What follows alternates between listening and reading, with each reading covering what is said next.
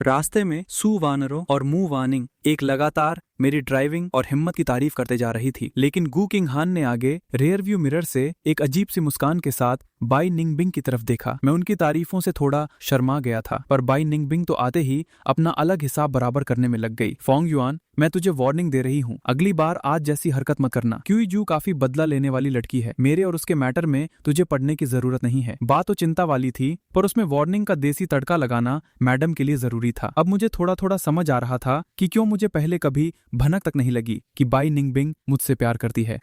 मैं मुस्कुराया, मेरी आंखों में सिर्फ और सिर्फ बाई निंगबिंग थी। गाड़ी में बैठी सू वानरों और मू वानिंग को लग रहा था जैसे उन्हें जबरदस्ती टन्स ऑफ रोमांस का डोज दिया जा रहा हो। सिर्फ ड्राइव कर रही गू किंग हान थोड़ी बची हुई थी हमारे इस अचानक हुए रोमांटिक हमले से। घर आने के बाद अंदर घुसने से ठीक पहले बाई निंगबिंग अचानक रुकी। उसने पलटकर मेरी तरफ देखा, जो अपने कमरे में घुसने ही वाला था, और थोड़ी अजीब सी हिचकिचाहट के साथ मुझसे पूछा, तू इतना टेंशन क्यों ले रहा था कि मुझे चोट लगेगी या नहीं? उसे मेरी वो बात याद आ गई जब मैं उसकी जगह रेस करने वाला था। मैं उसे देखकर मुस्कुराया और अपना सिर हिलाते हुए बोला, गेस कर। क्या गेस करूं? हम क्या छोटे बच्चे हैं जो घर घर खेल रहे हैं? बाई निंगबिंग और आगे कुछ पूछने ही वाली थी, तभी मेरी आवाज उसके कानों में पड़ी। बाई आंटी ने मुझे तेरा ध्यान रखने को बोला है। ये कहकर मैं दरवाजा खोलकर अंदर चला गया और बिना किसी हिचकिचाहट के दरवाजा बंद कर दिया। बाई निंगबिंग बाहर खड़ी एकदम हैरानी से सुन पड़ गई थी। बस इतना ही? सिर्फ उसकी वजह से? पिछले कुछ घंटों से जो उसके दिल में फीलिंग चल रही थी वो एक झटके में जमीन पर आ गिरी। उसका सीना भारी हो गया। उसने गुस्से में एक लंबी सांस छोड़ी और एक फीकी सी हंसी हंसी। मुझे पहले से पता था यही होगा।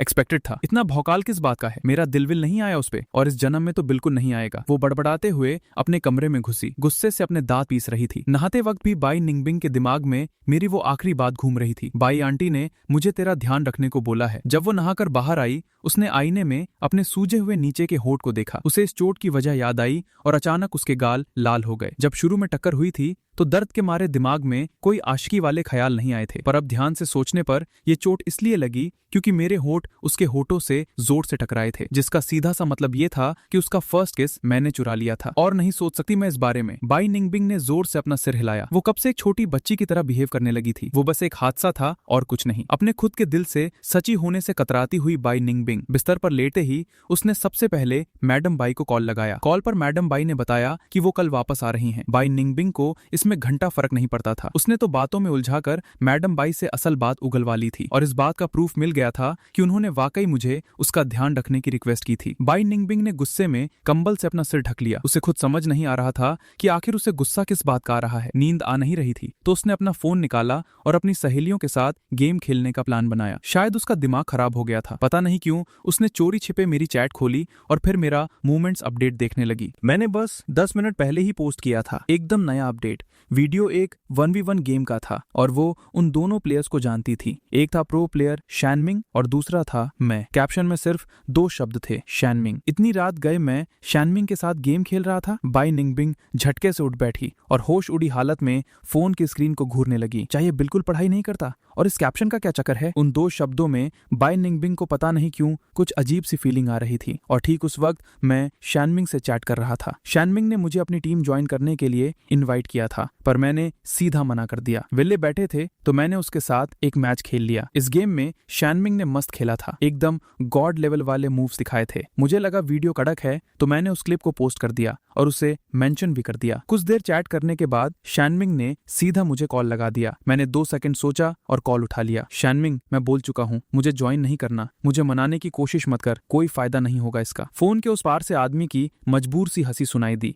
ठीक है भाई, लगता है तूने अपना मन बना लिया है, पर एक छोटी सी हेल्प चाहिए थी तुझसे। क्या काम है? बात चली रही थी कि मेरे कमरे के बाहर किसी ने हल्के से नॉक किया। कौन है? मैंने पूछा और दरवाजा खोलने चला गया। बाई निंगबिंग बाहर खड़ी थी। उसके होठ एकदम सूखे और सफेद पड़ चुके थे। एक हाथ में कॉटन स्वैप था और दूसरे हाथ में दवाई। बाई निंगबिंग ने नोटिस किया कि मैं फोन पर किसी और से बात कर रहा हूँ। उसने अपना सिर घुमाया और अपनी ठंडी निगाहों से मुझे घूरा। जरा दवाई लगा दे मुझे। दवाई? मैंने उसके सफेद होते होठों को देखा और मुझे उसकी पिछली वाली चोट याद आई। मैंने उसके हाथ से कॉटन और दवाई ली, आजा अंदर। वो हिचकिचाते हुए चुपचाप कुर्सी पर बैठ गई। मैंने बोतल का ढक्कन खोला, उसके सामने खड़ा हुआ और हल्का सा आगे झुका। सिर थोड़ा ऊपर कर। बाई निंगबिंग ने चुपचाप बात मानी और अपनी ठुड्डी ऊपर उठाई। मैंने कॉटन में दवाई लगाई। जैसे ही वो उसके होठों के जख्म पर लगी, उसे थोड़ी जलन हुई। बाई निंगबिंग की ठंडी आंखें मुझे देख रही थीं, मेरे हद से ज्यादा हैंडसम चेहरे को घूर रही थीं और वो नेचुरली टेंशन में आने लगी। उसके घुटनों पर रखे हाथ हल्के से कस गए थे। मेरे हाथ बहुत सॉफ्ट थे। जब मैंने नोटिस किया कि बाई निंगबिंग घबरा रही है, मुझे लगा उसे दर्द हो रहा है। थोड़ा सा बर्दाश्त कर ले, थोड़ा दर्द होगा। उसके गले से एक हल्की सी आवाज निकली। तभी अचानक उसे याद आया कि वो यहाँ आई किस लिए थी। तू अभी किससे बात कर रहा था? हमारे अभी के रिलेशन के हिसाब से ये सवाल थोड़ा अजीब और रूड था, पर उसे इस बात का बिल्कुल अंदाजा नहीं था। मैंने उसकी तरफ देखा, उसकी आंखों में छुपी टेंशन को पढ़ा और मुझे अचानक कुछ समझ आया। मैं मुस्कुराते हुए बोला, शैनमिंग, तू शैनमिंग से कॉल पर बात कर रहा था? उसकी आवाज अचानक से तेज हो गई। मैं एकदम से चौंक गया। मेरा हाथ हिला और कॉटन उसे चुभ गया, लेकिन बाई निंगबिंग को इस छोटी सी चोट की कोई औकात नहीं लगी। उसकी आवाज में जल्दबाजी थी। इतनी रात गए तू शैनमिंग से बात कर रहा है? क्या तुम दोनों काफी क्लोज हो? तुम दोनों? बोलते बोलते बाई निंगबिंग को अचानक होश आया कि वो अपनी लाइन क्रॉस कर रही थी। उसकी नजरें एक सेकंड में डार्क पड़ गई। उसने एक फेक स्माइल दी और अपनी इज्जत बचाने के लिए बोली, मैंने सुना है शैनमिंग लड़कों को ऑनलाइन प्यार में फंसाकर गेम खेलता है, तू उसके चक्कर में मत आना। ये कहने के बाद उसे खुद लगा कि उसने थोड़ी सस्ती बात कर दी है। मैं बाई निंगबिंग की ऐसी बातों पर पूरी तरह से हंस पड़ा। मैंने एक हल्की हंसी के साथ कॉटन कचरे में फेंक दिया और दवाई की बोतल बंद की। टेंशन मत ले,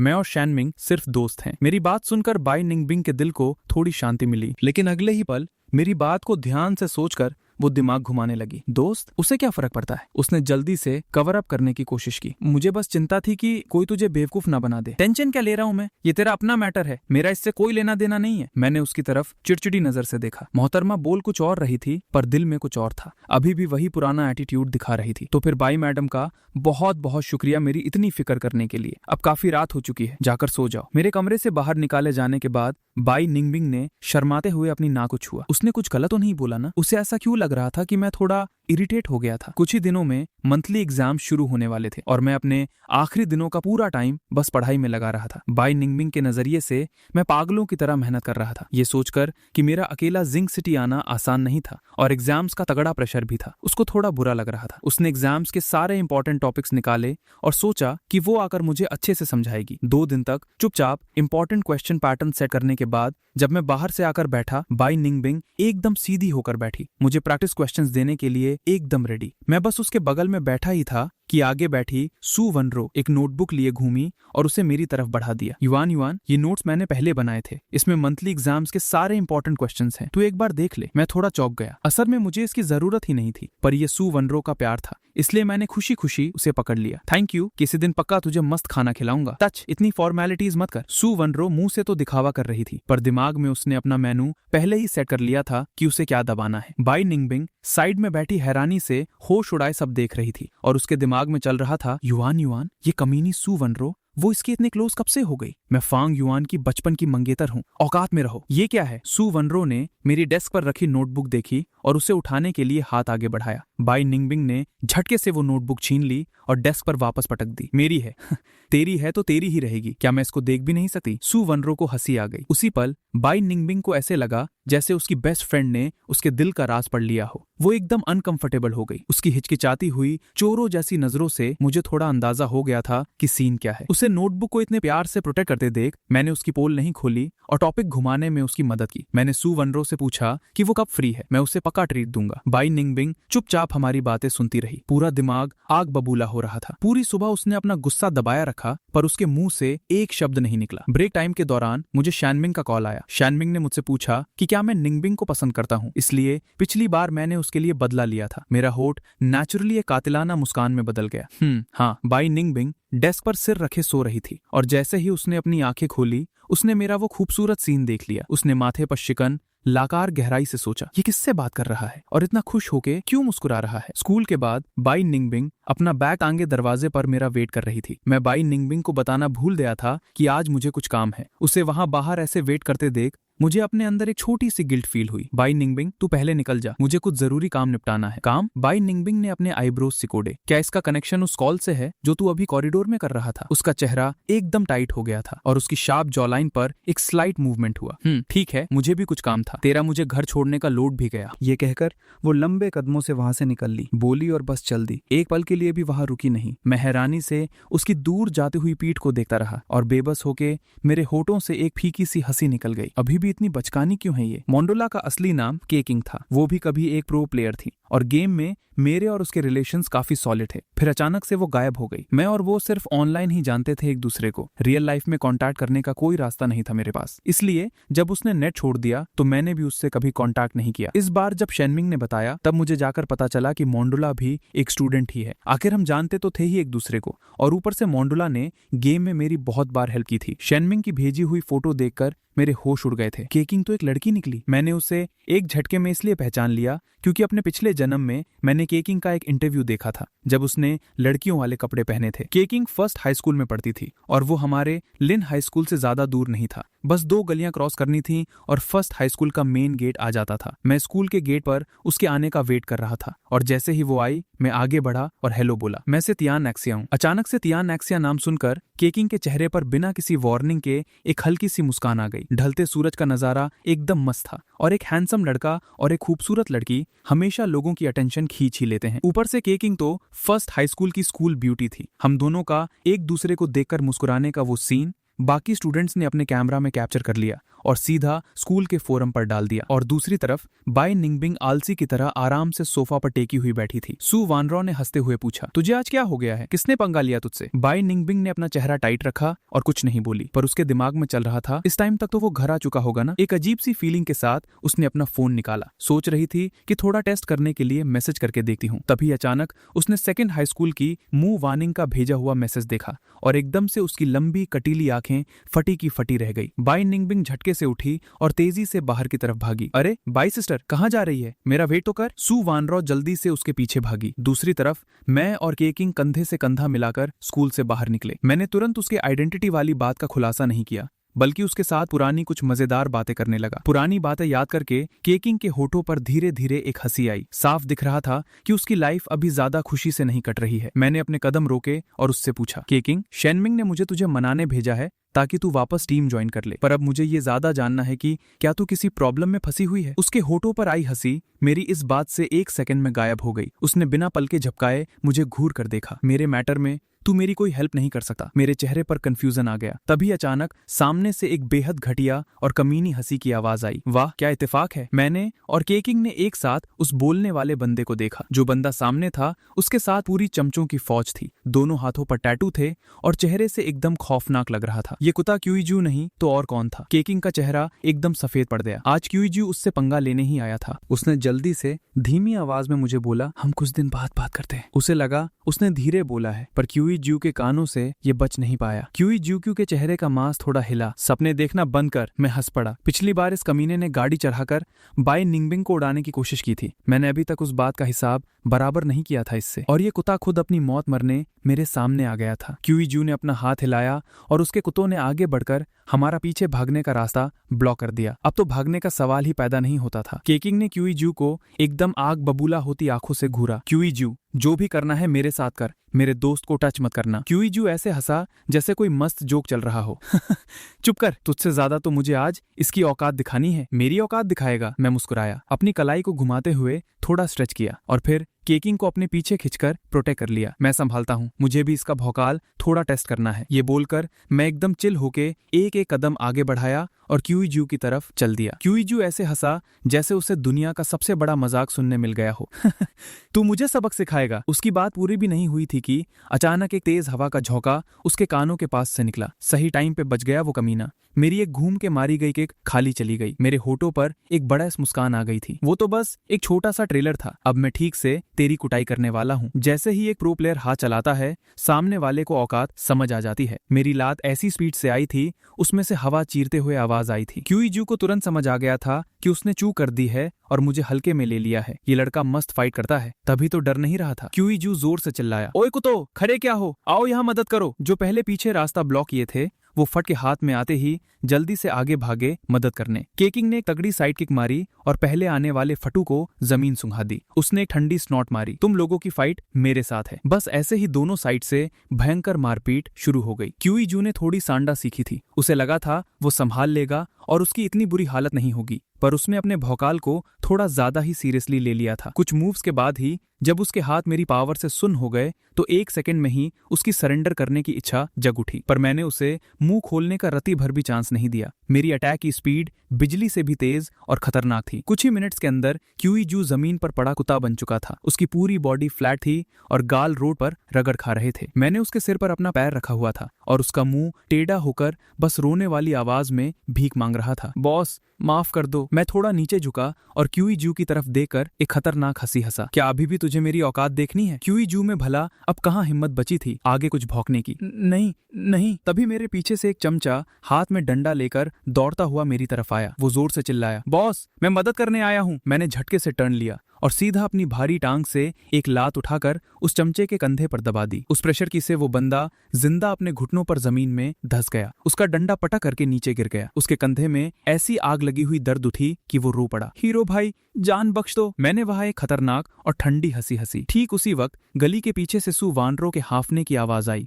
निंगबिंग मेरा वेट तो कर, मैं और नहीं भाग सकती। बाय निंगबिंग। मेरे चेहरे पर आई वो कुटिल हंसी एकदम जम गई। मैंने तुरंत अपना पैर नीचे उतारा, पलटकर बाई निंगबिंग की तरफ भागना शुरू कर दिया। मैं किसी हाल में बाई निंगबिंग के आगे अपना गुंडा अवतार नहीं दिखा सकता था, पर किसने सोचा था कि उस क्यूई जू के फटू कुत्ते में अचानक थोड़ी मर्दानगी जग जाएगी। जब उसने मुझे उधर भागते देखा, जमीन से डंडा उठाया और पीछे से कायर हमला करने की तैयारी कर ली। जब बाई निंगबिंग दौड़ती हुई आई, उसने ठीक यही सीन देखा। उस मोमेंट पर उसकी तो जान निकल ही चुकी थी, कलेजा मुंह को आ गया था। बच के! मैंने उस हमले को आराम से डॉज किया और सीधा भागकर उसके सामने पहुंच गया। बाई निंगबिंग मुझे ऊपर से नीचे तक स्कैन करने लगी और पूरी टेंशन के साथ पूछा, तू ठीक तो है? कहीं लग तो नहीं गई ना? मैं मुस्कुराया और अपना सिर हिलाकर बोला, नहीं, एक खरोंच तक नहीं आई। बाई निंगबिंग ने सिर हिलाया और फिर केकिंग को देखा। ये चल क्या रहा है इधर? केकिंग सामने खड़ी थी और जमीन पर हर तरफ पिटे हुए लोग पड़े थे, जिसमें क्यूई जू भी शामिल था। क्यूई जू की हालत तो सबसे ज्यादा खराब थी। केकिंग ने उम्मीद नहीं की थी कि मैं और बाई निंगबिंग एक दूसरे को जानते होंगे। मैंने अपनी भावें उचकाई। जो तू सामने देख रही है बस वही हुआ है। बाई निंगबिंग को याद आया कि सिर्फ केकिंग की वजह से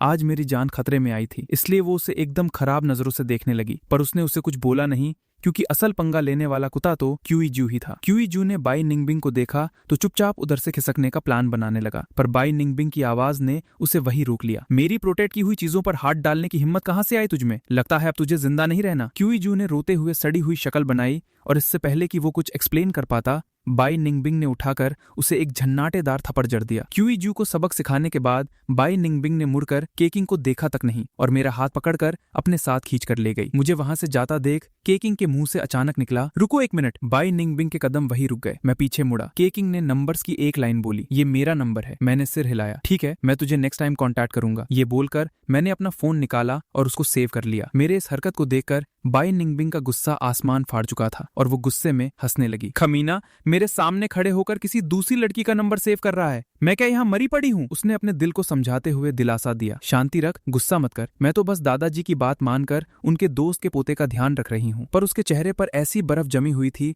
जो किसी को भी डरा दे। वो मेरा हाथ घसीटते हुए लंबे लंबे कदम बढ़ाकर आगे चल दी। बाई निंगबिंग मुझे पकड़कर घर ले आई और मुझे उसके आसपास का माहौल काफी भारी लग रहा था। मुझे थोड़ी देर बाद दिमाग में आया तो मैंने पूछ ही लिया, बाई निंगबिंग तू गुस्सा है क्या? बाई निंगबिंग ने पीछे घूमकर मुझे देखा। उसने तब ये रियलाइज किया कि वो मुझसे कोई कड़वी बात बोल ही नहीं सकती। नहीं, उसने मुंह से तो बोल दिया कि गुस्सा नहीं है, पर अंदर ही अंदर बुरा मान रही थी। गुस्से से भरी आवाज में पूछा, तू उसके किंग को कैसे जानता है? ये पूछकर उसको अचानक लगा कि जैसे वो ज्यादा ही इंटरफियर कर रही है इस मैटर में। अपनी इज्जत बचाने के लिए उसने तुरंत ऐड किया, ये तो तू मेरे घर मेहमान बनकर आया है, इसलिए एक वेल विशर की तरह बता रही हूँ तुझे। अपनी जान को यूं ही खतरे में मत डाला कर हमेशा। मैं उसकी आंखों में साफ देख पा रहा था, बाई निंगबिंग की पूरी जल रही थी। मैंने बस स्माइल किया। समझ गया बाई निंगबिंग, थैंक्स। जो पिछले पल तक गुंडे वाली लुक में थी, वो बाई निंगबिंग अगले ही सेकंड ऐसी फ्यूज हुई गुब्बारे की तरह फुस हो गई। अरे इतना ज्यादा थैंक्स बोलने की कोई जरूरत नहीं है, छोटी सी बात ही, बस वैसे ही कर दी। और ये बात खत्म करते करते वो पिघल चुकी थी और उसके कान एकदम लाल हो गए थे। मैं जा रही हूँ अपने रूम में, डिनर आंटी ल्यू तुझे दे देंगी। बैम! उसने जोर से खींचकर मेरे बिल्कुल सामने दरवाजा बंद कर लिया। मैंने अपनी नाक पर हाथ फेरा और सोचा, खतरनाक आइटम है, कसम से नाक पर पड़ने वाला था। कमीनी, अगर मेरी फिक्र है तो सीधा मुंह खोल के बता देना, हर बात पर इतना एटीट्यूड क्यों देना है। मैं वापस अपने कमरे में आया और जाकर मरहम लिया। बाई निंगमिंग की गर्दन पर एक स्क्रैच था। वो उस वक्त लग गया था जब मैं खतरे से बचाने के लिए उसे खींच रहा था, तब गलती से मेरे नाखून से छिल गया था। बाई निंगमिंग नहाने के बाद बाथरूम से बाहर आई। दरवाजे पर दस्तक सुनकर वो एक पल को रुकी। उसके दिमाग में आया कि शायद दरवाजे पे मैं हो सकता हूँ।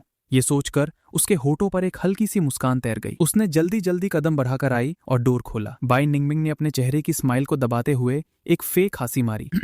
क्या काम है तुझे? मैं बाई निंगमिंग को क्रॉस करके कमरे के अंदर गया। बाई निंगमिंग मेरे पीछे पीछे आई। अचानक मैं मुड़ा और एक कदम उसकी तरफ बढ़ाया। बाई निंगमिंग ने घबराकर एक कदम पीछे लिया। मैंने अपने दोनों हाथ उसके कंधों पर रखे और एक झटके के साथ बाई निंगमिंग को बेड पर बिठा दिया। अपना बैलेंस बनाए रखने के लिए बाई निंगमिंग ने अपने दोनों हाथ पीछे बेडशीट पर टेक दिए। उसकी आवाज अचानक से कांपने लगी। तू आखिर करना क्या चाहता है? मैं उसके ऊपर झुका हुआ था। अपना चेहरा उसके चेहरे के पास ले गया और भारी आवाज में बोला, तुझे क्या लगता है? बाई निंगमिंग टेंशन के मारे एकदम सुन्न पड़ गई। उसके हाथों में पसीना आ गया। उसे समझ नहीं आ रहा था कि क्या जवाब दे। जब मैंने देखा कि वो इतनी घबरा गई है कि उसके मुंह से आवाज तक नहीं निकल रही, तो मेरे होठों पर एक मुस्कान आ गई। मुझे उसे और परेशान करना ठीक नहीं लगा। मैं थोड़ा साइड हुआ और बाई निंगमिंग की गर्दन के पास गया। अपनी उंगली पर थोड़ी दवाई ली और हल्के से उसके स्क्रैच पर लगा दी। जब मैंने देखा कि वो हिलने की कोशिश कर रही है, मैं भारी आवाज में बोला, हिल मत, दवाई लगा रहा हूँ। बाई निंगमिंग का दिल ऐसी जोर से धड़क रहा था जैसे कोई ढोल बज रहा हो। उसकी काली आंखें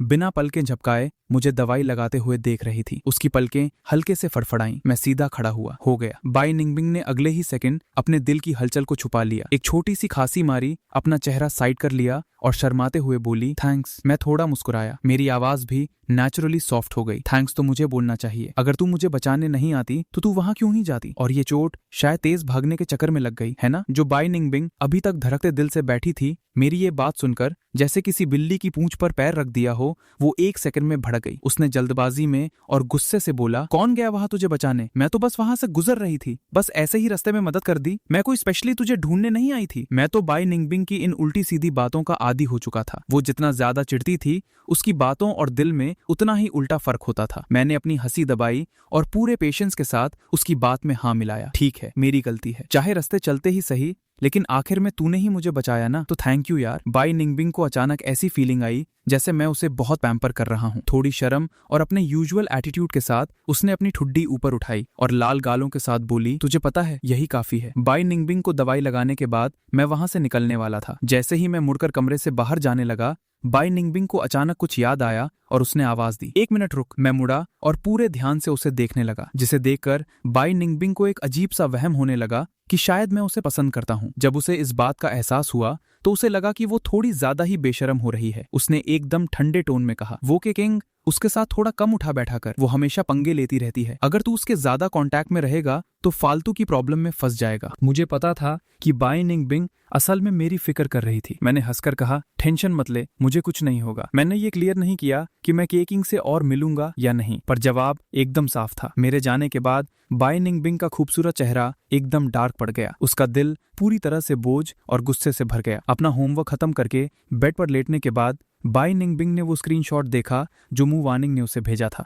जो फर्स्ट हाई स्कूल के किसी स्टूडेंट ने फोरम पर पोस्ट किया था। उस फोटो का बैकग्राउंड फर्स्ट हाई स्कूल का बास्केटबॉल कोर्ट था और उसमें मैं और के किंग थे। ढलते हुए सूरज की रोशनी में वो लड़की एकदम गोरी और खूबसूरत लग रही थी और मैं एकदम हैंडसम लग रहा था। हम दोनों के बीच बस 1 मीटर का फासला था और एक दूसरे को काफी प्यार भरी नजरों से देख रहे थे। बाई निंगमिंग को इस पिक्चर में क्लियरली रोमांस की झलक दिख रही थी। उसके चेहरे पर और ज्यादा गुस्सा और फ्रस्ट्रेशन छा गया। उसने झटके से अपना फोन साइड रखा, कंबल ओढ़ा और सोने चली गई। और दूसरी तरफ मैं केकिंग के साथ चैट कर रहा था। हम दोनों ने एक दूसरे को वी चैट पर ऐड कर लिया था। केकिंग की गेमिंग स्किल्स इतनी गॉड लेवल थी कि टीम ने उसे स्पेशल परमिशन दे रखी थी कि उसे रोज ट्रेनिंग करने की जरूरत नहीं है, बस वीकेंड्स पर अपने टीममेट्स के साथ थोड़ी प्रैक्टिस करनी होती थी। पहले तो वो टीम की मेन प्लेयर थी, पर बाद में पता नहीं किस वजह से उसने टीम छोड़ दी। हालांकि मैं शेनमिंग के कहने पर उसे मनाने आया था कि वो टीम वापस ज्वाइन कर ले, पर मैंने इस टॉपिक पर ज्यादा जोर नहीं डाला। केकिंग एक स्टूडेंट थी और उसका मेन फोकस पढ़ाई ही होना चाहिए था, पर उसे देखकर लग रहा था कि वो बिल्कुल खुश नहीं है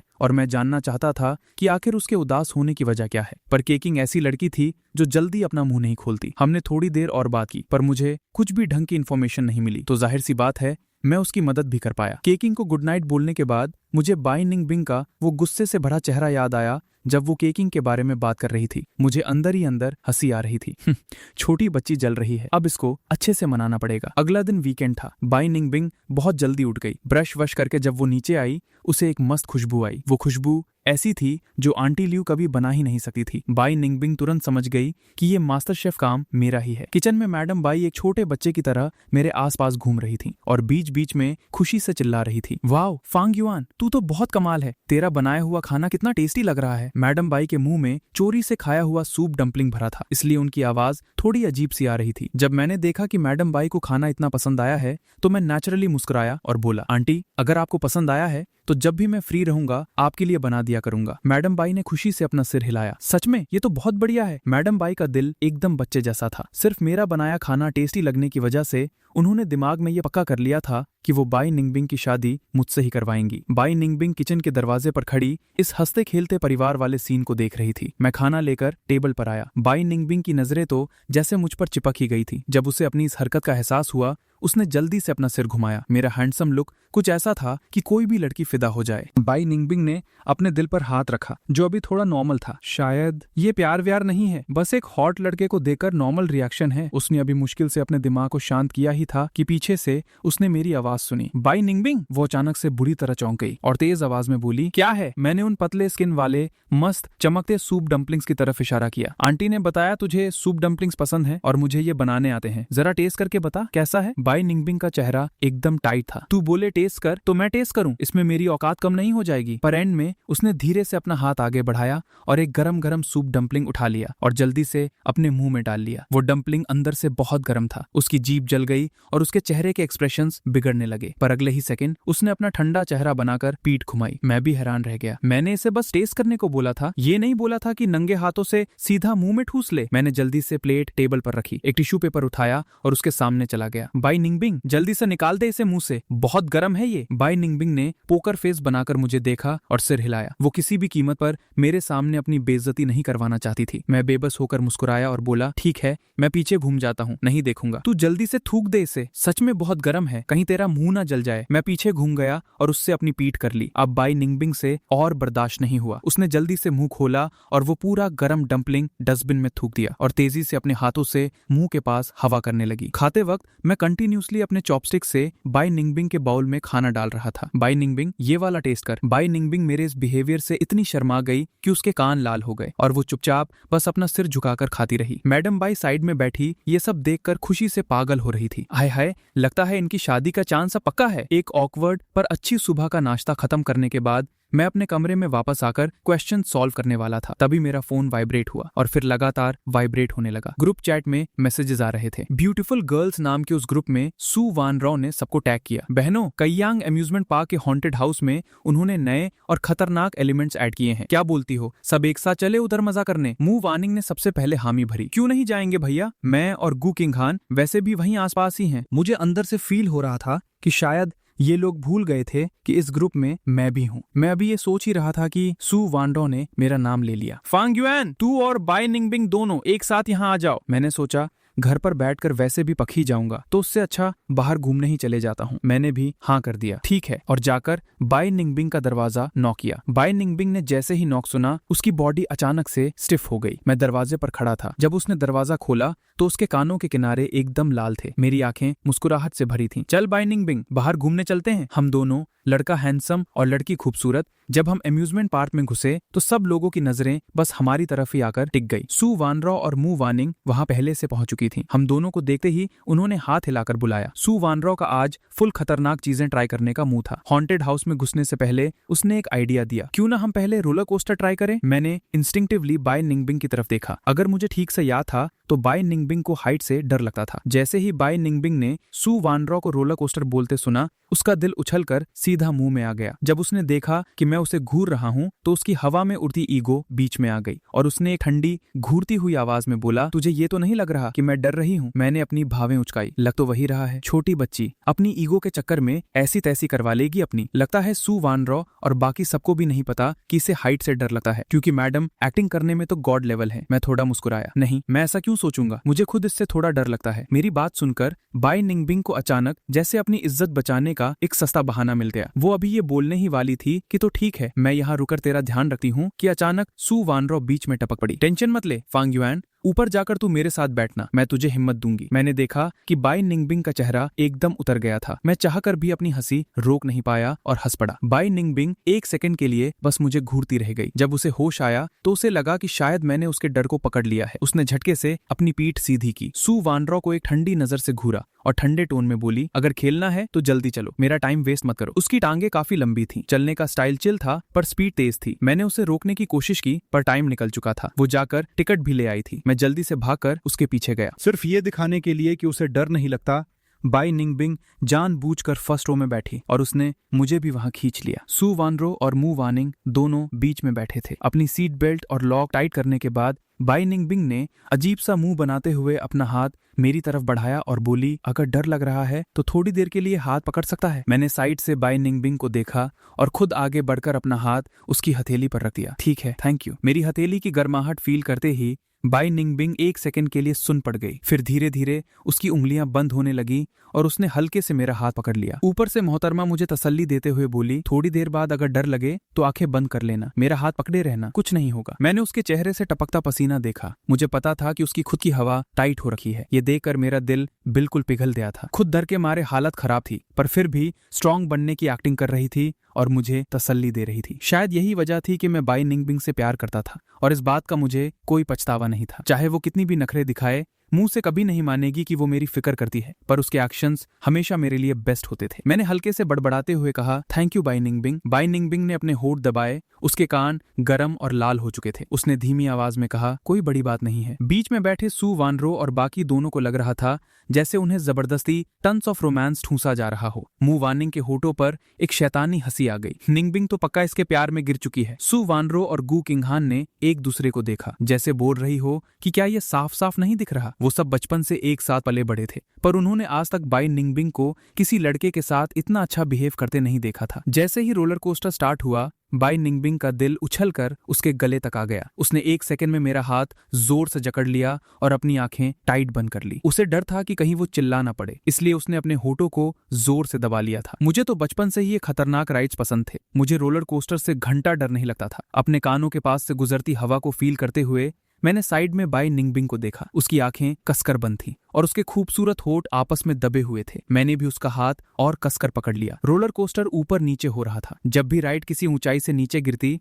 बाई निंगबिंग की तो जैसे जान निकलने लगती थी। जब रोलर कोस्टर रुका तो बाई निंगबिंग की पूरी बॉडी की एनर्जी ड्रेन हो चुकी थी। उसकी टांगे ऐसी जली बन गई थी कि पूछो मत। बस अपनी इज्जत बचाने के चक्कर में वो किसी तरह खड़ी थी, वरना कब की जमीन पर गिर चुकी होती। रोलर कोस्टर से उतरने के बाद भी बाई निंगबिंग मेरा हाथ पकड़े हुए थी। उसका छोटा सा चेहरा डर से सफेद पड़ चुका था। सू वानरो और बाकी सबका अभी मन नहीं भरा था। उन्हें एक बार और राइड करनी थी। बाई निंगबिंग मरते दम तक दोबारा उस पर नहीं बैठना चाहती थी, पर वो मेरे सामने फट्टू भी नहीं दिखना चाहती थी। जब वो अंदर ही अंदर इस टेंशन में फंसी हुई थी, मैंने बहुत प्यार से सू वानरो से कहा, मुझे थोड़ा डर लग रहा है, मैं नहीं खेल रहा अब। ये सुनते ही बाई निंगबिंग के अंदर जैसे जान आ गई। उसने बिल्कुल चिल होने की एक्टिंग करते हुए कहा, जब तुझे इतना ही डर लग रहा है तो मैं भी नहीं जा रही, मैं तेरे साथ यहीं नीचे रुकी हूँ। उसके ये बोलते ही सू वानरो और बाकी सब उसकी फिरकी लेने लगे। बाई निंगबिंग को कुछ याद आया और उसने शर्म से चिढ़ते हुए कवर करने की कोशिश की। मेरी मॉम ने मुझे इसका ध्यान रखने बोला है, तुम लोग कुछ फालतू मत सोचना। वो कहते हैं ना, चोर की दाढ़ी में तिनका। उसके इस अजीब से बहाने ने उसके गालों को और लाल कर दिया। उसके कान आग की तरह गर्म हो रहे थे। उसे डर था कि कहीं मैं उसके दिल की हलचल न पढ़ लूं। मुझे तो उसके दिल का हाल पहले से ही पता था। वो नखरे दिखा रही थी और मैं उसके नखरों के साथ खेल रहा था। हाँ, सही कह रही है, तुम लोग फालतू दिमाग मत लगाओ, हम दोनों की फैमिली काफी क्लोज है। मेरे मुंह से ये बातें सुनकर पता नहीं क्यों बाई निंगबिंग का मूड थोड़ा अजीब सा ऑफ हो गया। रोलर कोस्टर फिर से स्टार्ट हुआ और उन 3 कबाब में हड्डी को अपने साथ ले गया। मैंने अपने उस हाथ की तरफ देखा जिसे बाई निंगबिंग ने पकड़ रखा था और उसकी टांग खींचते हुए बोला, बाई निंगबिंग, मेरा डर खत्म हो गया, अब तू हाथ छोड़ सकती है। कैसा हाथ? मेरी नजरों का पीछा करते हुए बाई निंगबिंग ने नीचे देखा। कि हमारे हाथ अभी तक जुड़े हुए हैं। जैसे उसे करंट लग गया हो, उसने झटके से अपना हाथ पीछे खींच लिया। हम दोनों साइड वाली बेंच पर बैठकर सू वानरो और बाकी दोस्तों का वेट करने लगे। बाई निंगबिंग ने अपनी लंबी टांगे आगे की और आलसी की तरह बेंच पर टेक लगा ली ताकि वो रोलर कोस्टर के उस खौफनाक एक्सपीरियंस से बाहर आ सके। मैंने अपना फोन निकाला और केकिंग से चैट करने लगा। मैंने नोटिस किया कि केकिंग मुझसे अपने दिल की बातें शेयर करने के लिए काफी कंफर्टेबल हो रही थी। मैं जानना चाहता था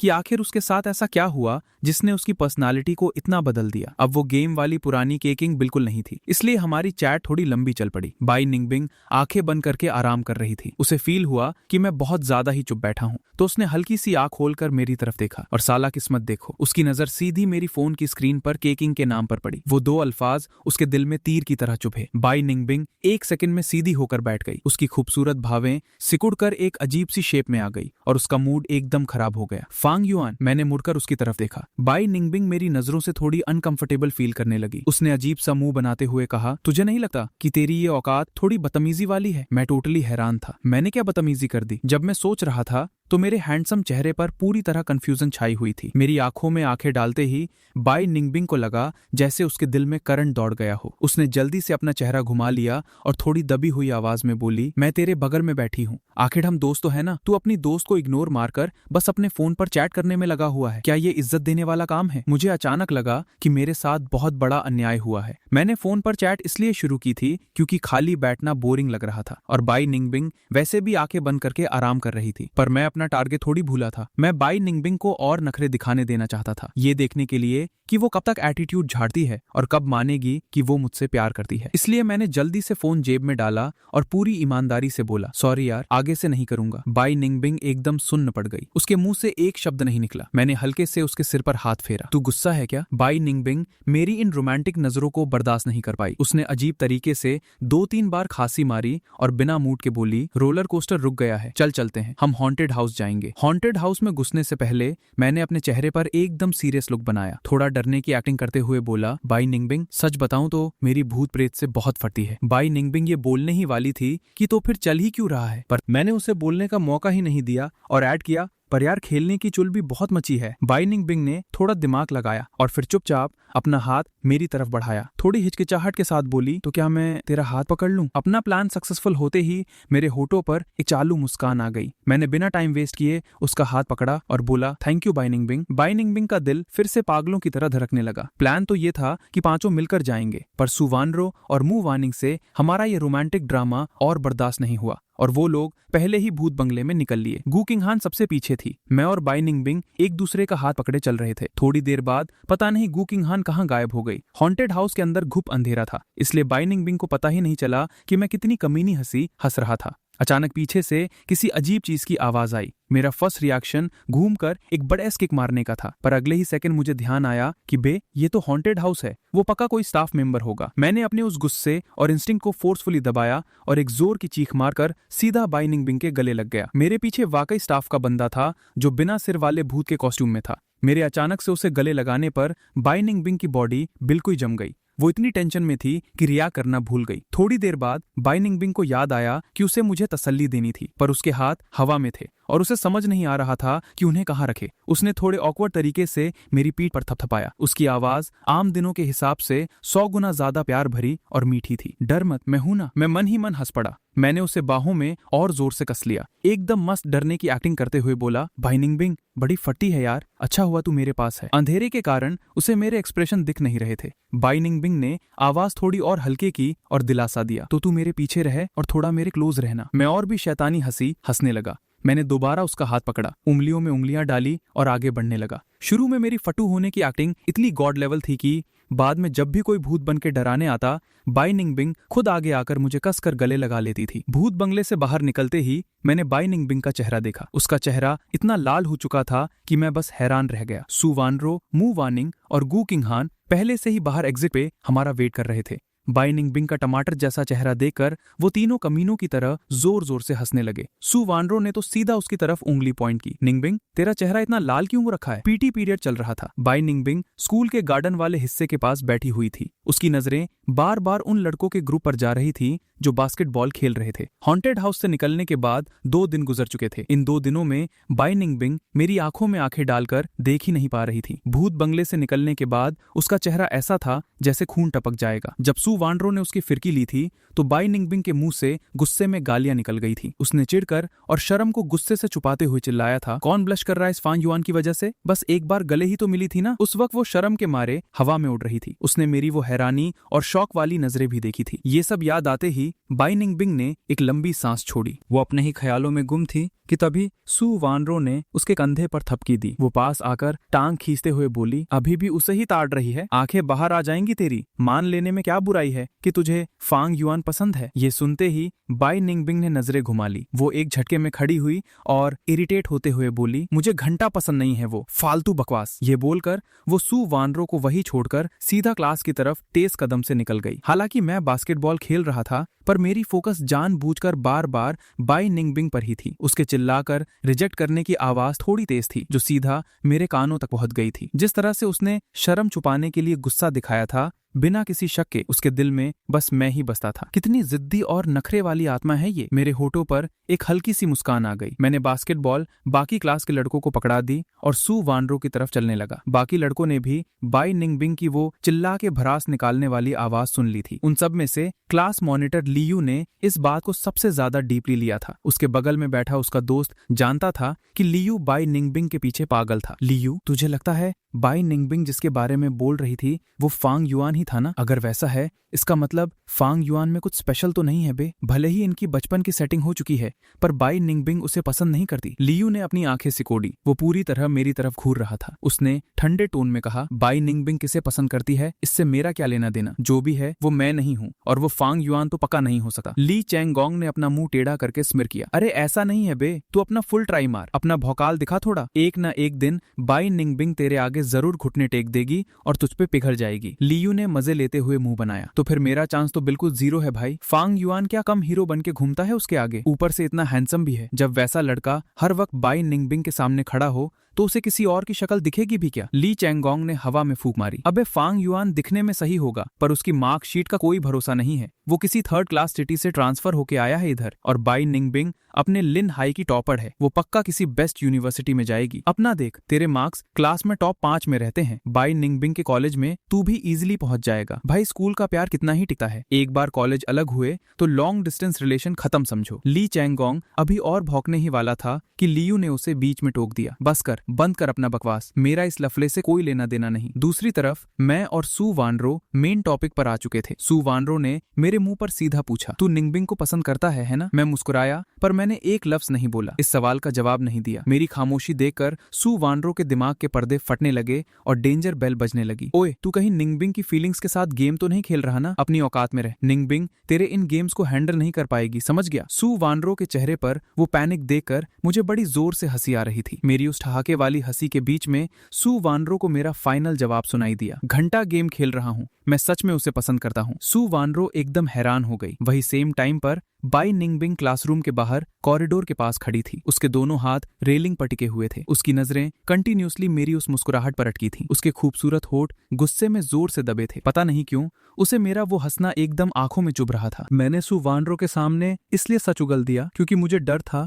कि अगर वो गलत समझ बैठी तो वो मेरे और बाई निंगबिंग के बीच दीवार बन जाएगी। पर फिलहाल मैं ये बिल्कुल नहीं चाहता था कि बाई निंगबिंग उस नखरे वाली लड़की को भनक भी लगे कि मैं उसे पसंद करता हूँ। कसम से इस बार तो मैं उससे ही पहले कन्फेस करवा कर रहूंगा। अपनी हंसी को किसी तरह कंट्रोल करने के बाद मैंने सु वानरो की तरफ अपना हाथ बढ़ाया। देख, मैंने तुझे अपनी इतनी बड़ी सीक्रेट बता दी है, अब तुझे मेरा ये राज छुपा कर रखना होगा। पिंकी, प्रॉमिस कर। मुंह से उसने जरूर बोला कि क्या बचपना है, पर सु वानरो ने मुस्कुराते हुए मेरे साथ पिंकी प्रॉमिस कर ही लिया। ठीक है बाबा, प्रॉमिस किसी को नहीं बताऊंगी, पर तुझे भी मुझसे एक वादा करना पड़ेगा, तू बिंग बिंग का दिल कभी नहीं दुखाएगा। ये भी कोई बोलने वाली बात है? पूरी दुनिया बाय निंग बिंग को रुला सकती है, पर मैं कभी सपने में भी उसे हर्ट करने का नहीं सोच सकता। दूसरी तरफ कॉरिडोर में उस लड़की की पतली और गोरी उंगलियों ने गुस्से से रेलिंग को कसकर पकड़ लिया था। उसका दिल पूरी तरह से एक अजीब सी फ्रस्ट्रेशन से भर चुका था। अब उसमें और वहां खड़े रहने की हिम्मत नहीं थी। वो गुस्से में क्लास के अंदर वापस चली गई। उसने सोचा कि पढ़ाई करके अपने दिमाग को डाइवर्ट करेगी, पर जैसे ही उसने किताब खोली पता चला कि उसने वो चैप्टर पहले ही चार्ट रखा था, यहाँ तक कि उसे हर एक लाइन रख चुकी थी। सुवानरो से बात खत्म करने के बाद मैंने टाइम देखा। पीटी पीरियड खत्म होने में अभी 10 मिनट बचे थे। मुझे याद आया कि बाय निंग बिंग को गर्मी कितनी जल्दी लगती है, तो मैं भागकर कैंटीन गया और उसके लिए एक एकदम ठंडी बर्फ जैसी पानी की बोतल ले आया। जब मैं क्लास में घुसा, बाय निंग बिंग अपनी डेस्क पर सिर रखकर सो रही थी। उसके नरम बाल उसके हाथ पर बिखरे हुए थे। वो थोड़ा साइड की तरफ मुड़कर लेटी हुई थी और उसका चेहरा ठीक रास्ते की तरफ था। मैं चुपचाप जाकर उसके बगल वाली सीट पर बैठ गया। पहले मैंने सोचा था कि वो सच में सो रही है तो मैं उससे तंग नहीं करूंगा, पर बाय निंग बिंग से अंदर ही अंदर कंट्रोल नहीं हो रहा था। जैसे ही उसे भनक लगी कि मैं क्लास में आ चुका हूं, वो बिना किसी वजह के भयंकर टेंशन में आ गई और जब मैं ठीक उसके बगल में आकर बैठा तो उसकी भड़कने और तेज हो गई। टेंशन इतनी बढ़ गई कि उसकी बंद पलकें हल्के से फटफराने लगी और मेरी ईगल आइज ने उसे ठीक उसी वक्त पकड़ लिया। अच्छा, तो मैडम सोने की एक्टिंग कर रही हैं। मेरी आंखों में एक शैतानी हंसी चमक उठी। मैंने वो ठंडी बर्फ जैसी पानी की बोतल हल्के से उसके गाल पर लगा दी। बाय निंग बिंग का चेहरा, जो पहले से गर्मी और टेंशन से लाल हो रहा था, अचानक ठंडक लगने से वो बुरी तरह चौंक गई। अब आगे भी सोने की एक्टिंग करना बहुत ज्यादा फेक लगा। उसने धीरे धीरे अपनी आंखें खोली, एकदम नींद से उठने वाली फेक एक्टिंग करते हुए बोली, क्या कर रहा है तू? मैंने वो ठंडी बोतल उसके चेहरे के आगे की, उसे हल्के से हिलाते हुए बोला, तेरे लिए ठंडा पानी लाया हूँ, पिएगी? बोलते वक्त मेरी नजरें पूरी तरह से बस उस पर ही अटकी हुई थी। मेरी आंखों का वो कातिलाना लुक ऐसे लग रहा था जैसे सीधा करंट मार रहा हो, जिसे देखकर बाय निंग बिंग का चेहरा शर्म से और ज्यादा टमाटर बन गया। जब उसे याद आया कि मैं ये पानी स्पेशली उसके लिए लाया हूं, तो लाल गालों के साथ साथ उसके होठों पर एक छोटी सी मुस्कान भी आ गई। थैंक्स, मैं मुस्कुराया और मजे लेते हुए बोला, कोई ना। बाय निंग बिंग ने जल्दी से अपना चेहरा घुमा लिया, एक घूंट पानी पिया और पता नहीं क्यों उस नॉर्मल पानी में उसे एक अजीब सी मिठास फील होने लगी। अगले ही दिन हमारे मंथली एग्जाम शुरू होने वाले थे। उसे याद आया कि उसने अपनी बुआ के सामने क्या हवाबाजी की थी कि वो इस बार क्लास के टॉप 10 में आकर दिखाएगी। इसलिए बाय निंग बिंग को अपनी वो शर्म और ऑकवर्डनेस साइड में रखनी पड़ी और उसने चुपचाप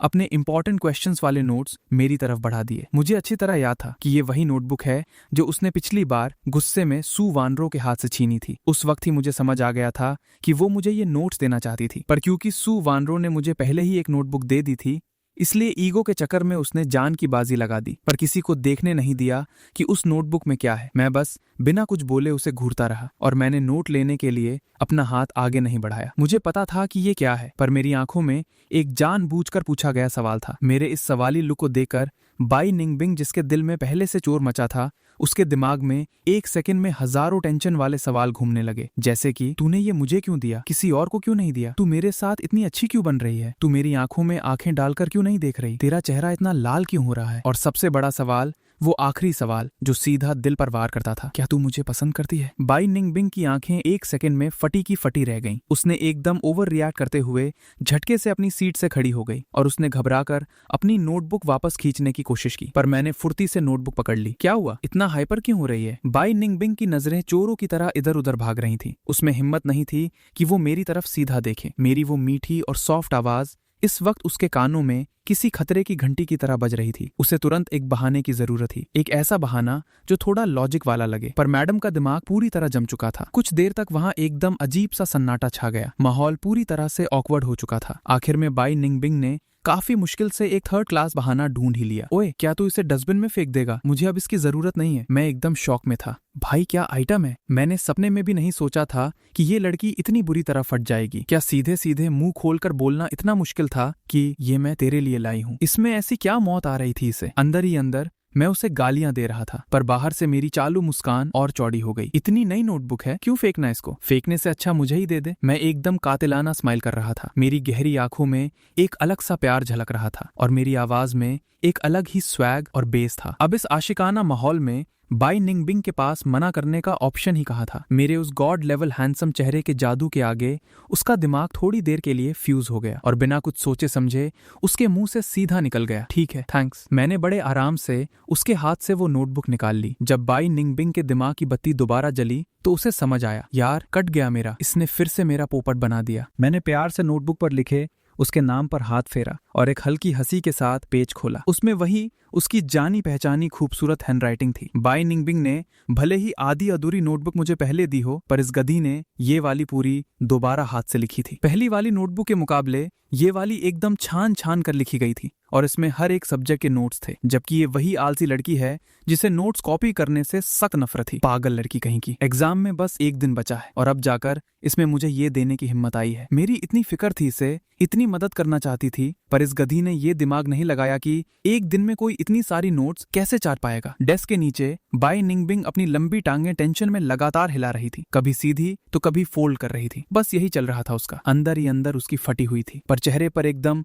आई डोंट केयर वाला ठंडा लुक चिपका रखा था। हालांकि वो बस एक इंपॉर्टेंट क्वेश्चंस की ही तो बुक थी, पर उससे ऐसी फीलिंग आ रही थी जैसे मैं उसकी पर्सनल सीक्रेट डायरी पढ़ रहा हूँ। उसे डर था कि कहीं मैं उसकी इस मेहनत और फिक्र को पकड़ ना लूं, और ऊपर से ये भी डर था कि कहीं मैं उसकी इस मेहनत को बिल्कुल इग्नोर ही ना कर दूं। मैं अचानक से ऐसी फटू और लाचार कब से हो गई। जब वो इन्हीं अजीबो गरीब ख्यालों में भटक रही थी, तभी उसके कानों में मेरी बड़ी प्यार भरी आवाज पड़ी, थैंक यू बाई निंगबिंग। मेरे मुंह से निकला उसके नाम का वो जादू। ऐसा लग रहा था जैसे मैंने चाशनी में डुबो कर बोला हो। और सच बताऊं तो खाली थैंक यू बोलने और नाम लेकर बोलने में फर्क था। सिर्फ थैंक यू उतना पर्सनल नहीं लगता जितना उसके नाम के साथ बोलना लगता था। बाई निंगबिंग को थोड़ी शर्म आई। उसने ऑकवर्डली अपनी नाक खुजाई और एकदम फटी आवाज में बोली, इतना स्पेशल थैंक्स बोलने की कोई जरूरत नहीं है, मैं तो वैसे भी इसे कचरे में फेंकने वाली थी, मेरे किसी काम का नहीं था। तुझे लेना है तो रख ले, शायद तेरे थोड़ा बहुत काम आ जाए। इसमें थोड़ा वक्त लगाकर पढ़ लेना, इससे बेहतर होगा तू पढ़ाई पर ध्यान दे बजाय दूसरे लोगों से फोन पर लगे रहने के। मुझे पता था कि तारीफ सुनते ही ये लड़की शर्म से गड़ जाती है, तो मेरा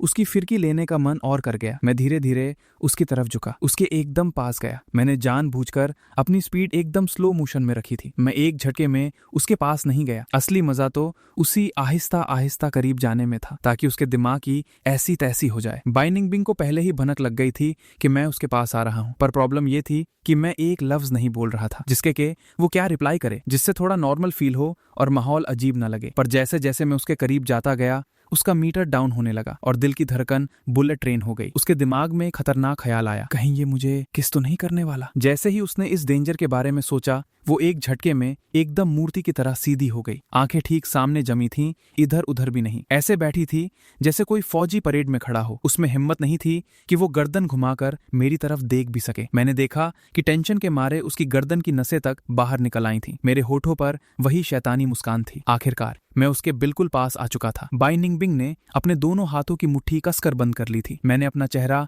उसके कान के ठीक पास किया। मेरी गर्म सांसें उसके कानों को छू रही थीं और मैं एकदम डीप और कातिलाना आवाज में बोला, बाई निंगबिंग, ये नोट्स सच में मेरे बहुत काम आएंगे। इस सब के लिए थैंक यू यार, तू वाकई में बहुत अच्छी है। मेरी गर्म सांसों से बाई निंगबिंग बुरी तरह कांप गई। उसके मुंह से एक सिसकारी निकली। उसने थूक निकला और झटके से मुझसे दूर सरकते हुए बोली, अगर तेरा काम बन रहा है तो बस काफी है, मुझे थैंक यू बोलने की कोई जरूरत नहीं। वैसे भी मेरे तो कचरे का आइटम था वो। उसके शब्द आपस में टकरा रहे थे, आवाज फटी हुई थी, एक लाइन भी ढंग से पूरी नहीं कर पा रही थी मैडम। ये बोलने के बाद उसने ऐसी लंबी सांस ली जैसे दम घुट रहा हो और बोली, रास्ता दे, मैं वॉशरूम जा रही हूँ। मैंने हंसते हुए उसके निकलने के लिए जगह बना दी। मैं तो दांत फाड़कर पूरी तरह हंस रहा था। मैं उस दिन का वेट कर रहा था जब ये लड़की अपना नखरा और एटीट्यूड फेंक देगी। मैं इस लड़की के रगों से वाकिफ हो चुका था। मुझे पक्का यकीन था एक न एक दिन ये जरूर मानेगी कि ये मुझसे बेहद प्यार करती है।